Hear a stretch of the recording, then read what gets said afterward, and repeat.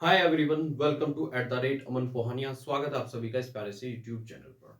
दोस्तों, मैं अमन एक बार फिर से हाजिर हूँ आप सभी के लिए एक नई वीडियो सेशन में। जैसा कि आप सभी को पता है, इस यूट्यूब प्लेटफॉर्म पर हम क्लास 10th का मैथ्स पढ़ने की कोशिश करते हैं। ठीक है, तो आपका ट्रिग्नोमेट्री चैप्टर चल रहा है, इसमें एक्सरसाइज 10 पर हैं हम और क्वेश्चन नंबर 26 और 27 आपके लिए। बुक आपकी RS अग्रवाल है, बहुत ही अच्छी बुक है, रिकमेंडेड बुक है। बहुत ही अच्छे टीचर या स्टूडेंट इसी को पढ़ना पसंद करते हैं, पढ़ाना पसंद करते हैं। ठीक है, तो पेज नंबर आपका 540 पर है। ठीक है, तो बिना किसी देरी के, जैसा कि आप सभी को पता है कि हर एक वीडियो में मैं बिना टाइम वेस्ट के सीधे क्वेश्चन पर आ जाता हूं और कम से कम समय में ज्यादा से ज्यादा क्वेश्चन छोटे वीडियो में आपके लिए लेकर आता हूं। ठीक है, तो चलिए बिना किसी देरी के क्वेश्चन नंबर 26 पर चलते हैं।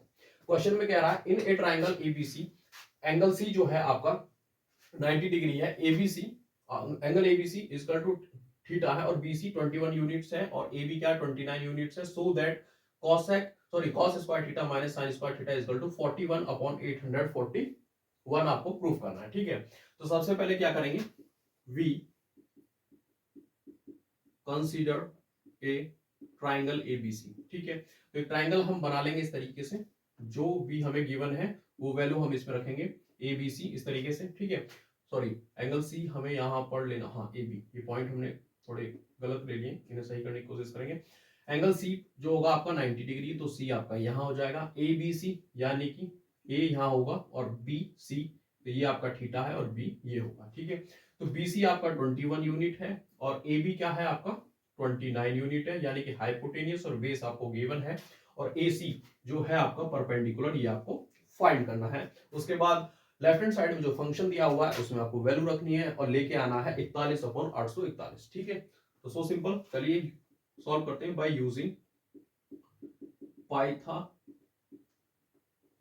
थ्योरम से। ठीक है, तो क्या होगा, हाइपोटेनियस यानी कि 29 का जो स्क्वायर होगा वो इक्वल टू 21 के स्क्वायर और सम प्लस यानी AC परपेंडिकुलर के स्क्वायर के सम के इक्वल होगा। ठीक है, तो इन दोनों का सम यानी कि बेस और परपेंडिकुलर का जो स्क्वायर होगा उसका सम हाइपोटेनियस के स्क्वायर के इक्वल होता है। तो ये हो जाएगा आपका क्या 841 हो जाएगा, ये हो जाएगा आपका क्या यहाँ पर 441 हो जाएगा प्लस AC का स्क्वायर हो जाएगा, क्योंकि 21 का स्क्वायर होता है 441। ठीक है, ये इधर आगे माइनस होगा 841 में, तो आपका आएगा 400 इक्वल टू AC स्क्वायर, जिसे हम AC का स्क्वायर इक्वल टू 20 का स्क्वायर लिख सकते हैं। 400 को स्क्वायर से स्क्वायर हट जाएगा, AC इक्वल टू 20 सेंटीमीटर या यूनिट आपका आ जाएगा। तो परपेंडिकुलर 20 हमें मिल गया आसानी से। ठीक है, अब हमें क्या करना है, लेफ्ट हैंड साइड को सॉल्व करना है, क्योंकि राइट हैंड साइड में तो इंटीजर वैल्यू दी हुई है, उसे हम कहां तक सॉल्व करेंगे, वो एज इट इज सॉल्व है। ठीक है, तो यहां पर क्या करेंगे, लेफ्ट हैंड साइड को ले लेंगे। तो क्या दिया हुआ है, cos square theta minus sine square theta दिया हुआ है। cos थीटा होता है base upon perpendicular, sorry base upon hypotenuse, तो 21 अपॉन 29 का स्क्वायर हो जाएगा। साइन थीटा होता है परपेंडिकुलर अपॉन हाइपोटेनियस, यानी कि 20 अपॉन 29 का स्क्वायर हो जाएगा। तो स्क्वायर करेंगे तो 441 अपॉन 841 माइनस 400 अपॉन 841, क्योंकि 29 का स्क्वायर होता है 841। नीचे डिनोमिनेटर सेम है तो एलसीएम भी सेम ही रहेगा। यहाँ पर 841, ऊपर आपका 441 माइनस 400 आएगा, और जो कि माइनस होके 41 अपॉन 841 हो जाएगा।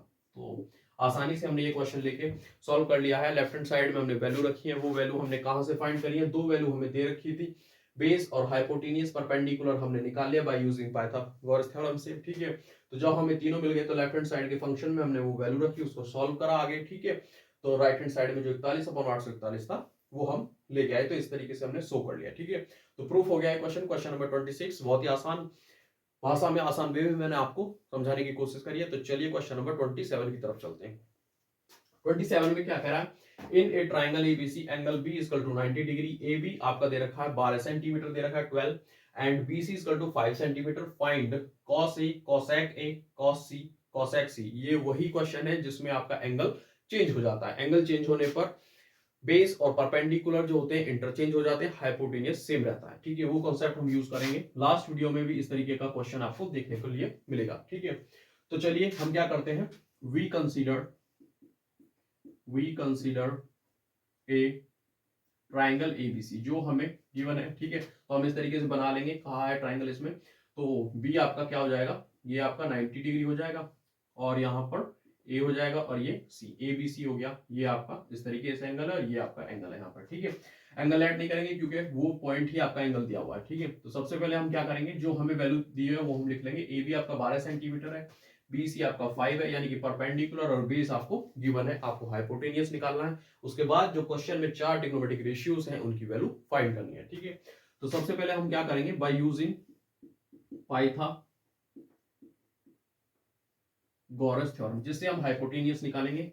तो ये क्या होता है, AC का स्क्वायर इक्वल टू 12 के स्क्वायर और प्लस 5 के स्क्वायर का सम होगा। तो AC स्क्वायर इक्वल टू आएगा 144 प्लस 25, जो कि दोनों ऐड होकर आपके AC का स्क्वायर 169 हो जाएगा। तो AC स्क्वायर इक्वल टू 13 का स्क्वायर होता है 169, इस तरीके से लिख सकते हैं। स्क्वायर से आपका स्क्वायर हट जाएगा इस तरीके से।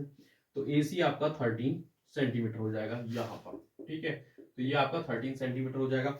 यहाँ पर स्क्वायर से स्क्वायर आप हटा सकते हैं, या फिर यूं कह सकते हैं कि यहाँ स्क्वायर रूट लेने पर, अंडर रूट लेने पर ये हट जाएगा, क्योंकि अंडर रूट के अंदर जो भी स्क्वायर होता है, जो भी पेयर बनते हैं किसी भी चीज के, या कि एक्स एक्स बनता है, वाई वाई बनता है, कोई भी अलजेब्रिक फॉर्म होती है या फिर कोई इंटीजर फॉर्म होती है, तो वो सिंगल फॉर्म बाहर आ जाती है, ठीक है। तो ये भी आप कह सकते हैं। तो AC की वैल्यू आपकी 13 आ गई। इस तरीके से हमें यहाँ से हाइपोटेनियस मिल चुका है। अब बात करते हैं सबसे पहले जो हमें दिया हुआ है cos A।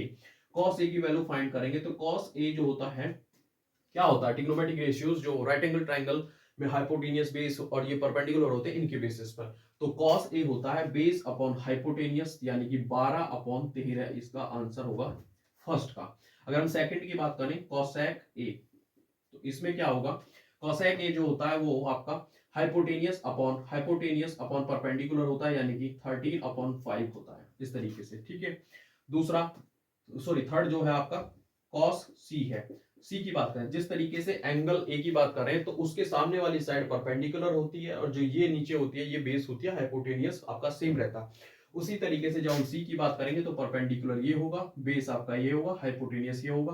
तो cos C होता है बेस अपॉन हाइपोटेनियस, यानी कि बेस इस बार एंगल C के लिए परपेंडिकुलर ये है, तो बेस 5 होगा, तो 5/13 इसका आंसर होगा। इस तरीके से दूसरा जो आपका थर्ड है cosec C, वो क्या होगा, cosec C जो होगा एंगल C के लिए परपेंडिकुलर ये होगा, बेस ये होगा, हाइपोटेनियस ये होगा। तो cosec जो होता है वो क्या होता है, हाइपोटेनियस अपॉन परपेंडिकुलर होता है, यानी कि 13/12 हो जाएगा इसका आंसर।